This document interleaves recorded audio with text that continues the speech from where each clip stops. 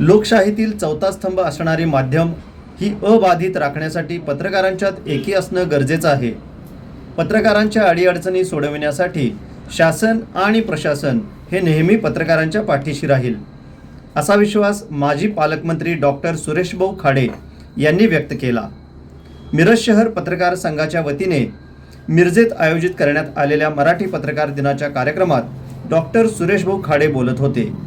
यावेळी आमदार इद्रिस नायकवडी, जनसुराज्य युवा शक्तीचे प्रदेशाध्यक्ष समित कदम, मिरजेचे पोलीस उपाधीक्षक प्रणिल गिल्डा, महापालिकेचे आयुक्त शुभम गुप्ता, मिरजेच्या तहसीलदार सौ अपर्णा धुमाळ मोरे, मिरज शहर पोलीस ठाण्याचे निरीक्षक किरण रासकर, मिरज ग्रामीण पोलीस ठाण्याचे निरीक्षक अजित सिद्ध, महात्मा गांधी पोलीस ठाण्याचे सहाय्यक पोलीस निरीक्षक संदीप शिंदे, मिरज शहर वाहतूक शाखेचे सहाय्यक पोलीस निरीक्षक सुनील गिड्डे हे उपस्थित होते. आद्य पत्रकार बाळशास्त्री जांभेकर यांच्या प्रतिमेला पुष्पहार अर्पण करून आणि दीप प्रज्वलन करून कार्यक्रमाला सुरुवात करण्यात आली. कार्यक्रमाचे सूत्रसंचालन जालिंदर हुलवान यांनी केले, तर प्रमुख पाहुण्यांचे स्वागत मिरज शहर पत्रकार संघाचे अध्यक्ष शरद सातपुते यांनी केलं. प्रास्ताविक रवींद्र कांबळे यांनी तर आभार प्रदर्शन ज्येष्ठ पत्रकार के जाधव यांनी मांडले. पत्रकार दिनाच्या कार्यक्रमाच्या सुरुवातीला ज्येष्ठ पत्रकार स्वर्गीय अण्णा कोरे यांना भावपूर्ण श्रद्धांजली वाहण्यात आली. यावेळी मिरज शहर पत्रकार संघाचे अध्यक्ष शरद सातपुते, के जाधव, दिगंबर शिंदे, जालिंदर हुलवान, रवींद्र कांबळे, गणेश आवळे, जगदीश धुळुबुळू, शंकर भोसले, उदय रावळ, प्रशांत नाईक, विनायक क्षीरसागर, राहुल मोरे, राजेंद्र कांबळे, युवराज सोनवणे, सुशांत घोरपडे, इम्तियाज शेख, जमीर रहमतपुरे, आदी माने, तोहिद मुल्ला, कौसिन मुल्ला, सागर घाडगे, गीतांजली पाटील, प्रज्ञा म्हेत्रे, मयुरी देशपांडे, विनायक तांबोळकर, सूर्यकांत कुकडे, धनंजय पाठक, राकेश कोळेकर, संजय माने, विक्रांत लोंढे, विशाल जाधव, मल्हारी ओमासे, सुशांत नलावडे, आबिद शेख, बाळासाहेब गुरव, अयूब खान जमादार, सलीम मुल्ला, अनिल कांबळे, राहुल कांबळे, सुनील पाटील, विनायक सूर्यवंशी, सलीम अतार, धनंजय हलकर, शहाबाज मुतवल्ली, मुस्तफा बुजुर्ग, चंद्रकांत जाधव, संदेश लगाडे, गणेश वायदंडे, तेजस ढेरे, दीपक सकटे, विनायक बने, मनोहर कुरणे, यश ढवळे, आदिल मकानदार, नजीर शेख, हेमंत काळे, दीपक कुंभार, नौशाद मुल्ला, अल्ताफ खतीब, जे.वाय. पाटील, दीपक ढवळे, कैस सय्यद, राजू पाटील, महेश भिसे, संग्राम निंबाळकर, चंद्रकांत गायकवाड, अप्पा पाटणकर, ता स कांबळे, राजेंद्र पाटील, इम्रान मुल्ला, सलीम मुल्ला, नंदकुमार येवारे, पैगंबर मुलानी, मोहम्मद अत्तार, बंडू चौगुले आणि समीर फौजदार आदी पत्रकार उपस्थित होते.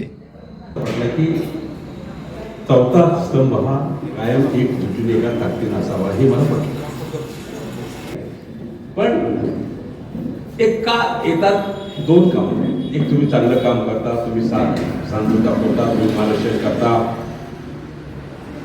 इलेक्शन करताना विचारपूर्ण इलेक्शन करता, त्यामुळे प्रशासन तुमच्यावर आम्ही काम म्हणून येतो ते आम्हालाही मार्गदर्शन मिळतं. एखादा बाबा काय आलं, पेपर वाचतो, आम्ही सगळ्या पेपर बघितले किंवा मीडिया बघितले, बाबा हा रस्ता खराब झालाय, आता तो आमच्या नजरेत आला नसेल तरी आम्ही कसं इथे जातोच, आम्ही हा रस्ता खराब झाला म्हणून पेपर आलो होतो, बाबा काय झालं बाबा त्याला तो रस्ता करून टाका, हे एक मार्गदर्शन चांगलं मिळतं आपल्याला.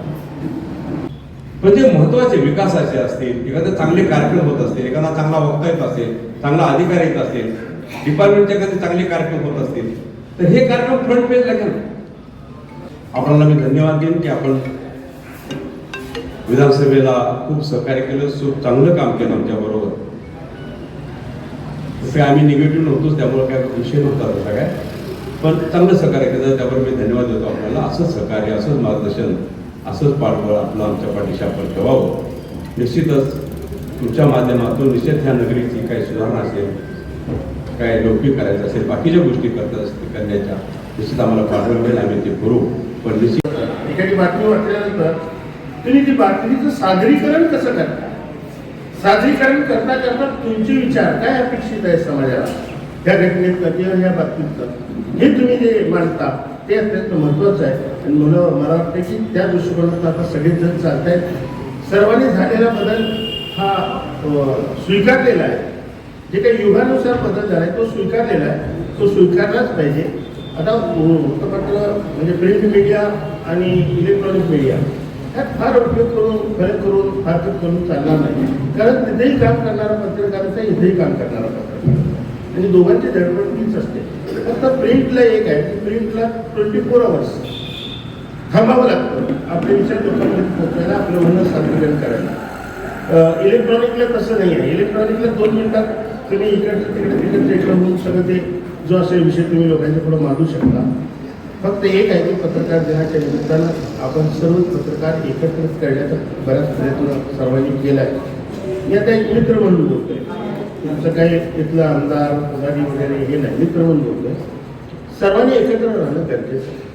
आता एका पत्रकार दिनानंतर 3-3 कार्यक्रम व्हायला लागले तर हा 4था स्तंभ दुबळला का?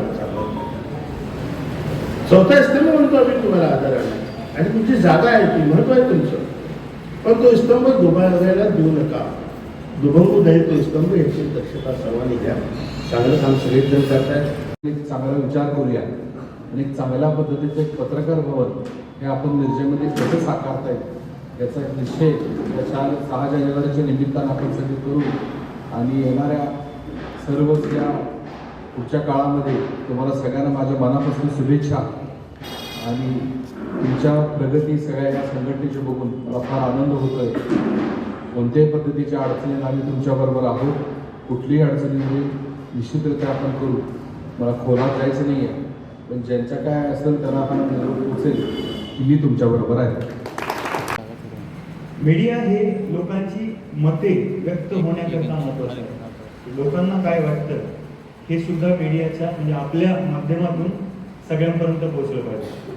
त्यासोबतच दुसरं म्हणजे लोकांपर्यंत तथ्य पोहोचवण्याकरता जे काही तथ्य आहेत, ज्या काही फॅक्ट्स आहेत त्या लोकांपर्यंत जशाला तशा कुठलाही रंग न लागता, कुठलाही त्यामध्ये डिस्टॉर्शन किंवा कमी किंवा जास्त न करता, मात्रा कमी जास्त न करता किंवा तीव्रता कमी जास्त न करता लोकांपर्यंत जे जसं आहे ते तसं पोहोचवण्यासाठी मीडिया खूप महत्त्वाची भूमिका बजावतोय. पहिला जो इश्यू आहे तो आहे विश्वासार्हता, क्रेडिबिलिटी. माध्यमांची विश्वासार्हता ही अतिशय महत्त्वाची आहे. कारण एखादं वर्तमानपत्र ज्यावेळेस माझ्या घरी येतं त्यावेळेस माझा विश्वास असतो की ह्यामध्ये लिहिलेलं सगळं खरं आहे, आणि त्या विश्वासाने मी ती बातमी वाचत असतो एक वाचक म्हणून. ती वाचत असताना ती विश्वासार्हता सर्व माध्यमांनी कायम ठेवणं अतिशय आवश्यक आहे. आणि दुसरं आहे त्याच्याच संबंधित फेक न्यूज, हे आपण कायम ऐकतो. फेक न्यूज सुद्धा एक असा प्रकार आहे ज्याने कुठेतरी लोकांचं चुकीचं मत बनवायला प्रयत्न केला जातो किंवा लोकांपर्यंत चुकीची माहिती पोहोचवली जाते. त्यानंतर तिसरा आहे राजकीय आणि व्यावसायिक हस्तक्षेप, कमर्शियल अँड पॉलिटिकल इंटरफरन्स. हे सुद्धा आपण जर बघितलं की एक इंट्रोस्पेक्शनसाठी प्रश्न आहे. तुम्ही स्वतः एखादी बातमी लिहित असताना त्याचा ड्राफ्ट लिहून झाल्यानंतर तुमच्या मनात जे प्रश्न येतात ते सगळं म्हणजे सेल्फ सेन्सरशिप. स्वतःच सेन्सरशिप स्वतःच्या बातमीला केली की मी हे जर छापलं तर कुणाला काय वाटेल, ह्याचा तुम्ही केलेला विचार म्हणजे सेल्फ सेन्सरशिप. आणि यामध्ये बऱ्याचदा आपण विचार करतो हे असं झालेलं आहे, मी लिहिलंय, हे असं जर लिहिलं तर कुणाला काय फरक, ह्यांना फरक पडेल का, त्यांना फरक पडेल का, हा आपण विचार केल्यानंतर बातमीमध्ये जर काही बदल केला तर त्याची जबाबदारी आपण, कारण तो आपण तथ्यामध्ये केलेला बदल असेल किंवा तथ्याच्या मांडणीमध्ये केलेला बदल असेल, जेणेकरून 100% जो अर्थ जसा पोचायला पाहिजे तो न पोचता कुठेतरी त्यामध्ये कमी जास्त होईल. ही झालं सेल्फ सेन्सरशिप. हा सुद्धा मीडियासमोरचा सध्या एक खूप मोठा भेडसावणारा प्रश्न मला वाटतो. हे सगळं मी बोलतोय पोलीस अधिकारी म्हणून नाही, एक वाचक म्हणून, आपल्यातलेच एक नागरिक म्हणून बोलतो आहे. ही दोन्ही बाबी सांगण्याचा अर्थ असा आहे की कुठल्याही पत्रकाराच्या वृत्तपत्राच्या खूप मोठी जबाबदारी असते. त्यासाठी कन्स्ट्रक्टिव्ह क्रिटिसिझम अतिशय महत्त्वाचे आहे. नुसतं स्तुती करायचे त्याचे पण उपयोग नाही, नुसतं विरोध करायचे त्याचे पण उपयोग नाही, पण कन्स्ट्रक्टिव्ह क्रिटिसिझम जर राहिला तरी आम्हाला पण टोचवर तुम्ही ठेवू शकतात. आम्हाला पण प्रत्येक वेळी असं वाटतं की हे अगदी याचप्रमाणे झाला पाहिजे, नियमाप्रमाणे असाच केला गेला पाहिजे, दुसरा काही याचा पर्याय नाही केला तर पत्रकार आपल्याला त्याप्रमाणे प्रश्न विचारतील आणि त्या प्रकारची तुमची भूमिका असली तर आम्ही नेहमी चांगल्या प्रकारे काम करू शकतो. आणि कुठले तरी जे महत्त्वाचे निर्णय असतात त्यासाठी तुमचा सपोर्ट अतिशय महत्त्वाचा असते. तर तुमचे जे आमदार समोर तुम्ही जे विषय मांडले तर त्यामध्ये काही महानगरपालिकेचं सहकार्य लागेल. जसं तुम्ही म्हटलं की मागच्या वेळी सुद्धा आयुक्तांनी काही पत्र दिला होता, तर त्यासाठी जे सहकार्याची अपेक्षा असेल ते 100% महानगरपालिकेच्या वतीने करण्यात येईल. याच्यामध्ये राहिलं की काही आपले पत्रकार भवनच्या बाबतीमध्ये जी काही जागा मागणीचा प्रस्ताव असेल, एक प्रशासन म्हणून मी ग्वाही देते की माझ्या कार्यकालावधीमध्ये आपण जर तो प्रस्ताव दिला तर शक्यतो महानगरपालिका एरियामधल्या जागा असल्यामुळे ज्याच्यावरती महाराष्ट्र शासन आहे आणि पूर्वी तुमचा जो प्रस्ताव यापूर्वी तुम्ही दिलेला असेल तो कोणत्या स्टेजला आहे मला माहीत नाही आहे, कारण मी आल्यापासून हा पहिल्यांदा विषय निघालेला आहे. त्यामुळे जुने जे काही प्रस्ताव असतील ते कागदपत्र आणि एखादा सिटी सर्वे नंबर असेल किंवा गट नंबर अजून असेल तर ते कागदपत्र दिले तर आपण सकारात्मक रीतीने आपण तो प्रस्ताव म्हणजे जिल्हाधिकारी सरांकडे देऊ. आणि मला वाटतंय आपलं सरकार स्थापन झाल्यावर माननीय मुख्यमंत्री महोदयांनी देखील पत्रकारांसाठी या बाबतीमध्ये घोषणा केलेली आहे आणि पत्रकार भवन होणं हा तुमचा हक्क आहे.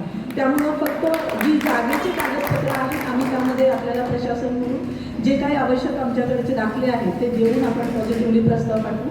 फक्त त्यामध्ये आपल्याकडून लवकर पावलं उचलण्याची गरज आहे. मी ही ग्वाही देऊन आपल्याला परत एकदा शुभेच्छा व्यक्त करते आणि धन्यवाद.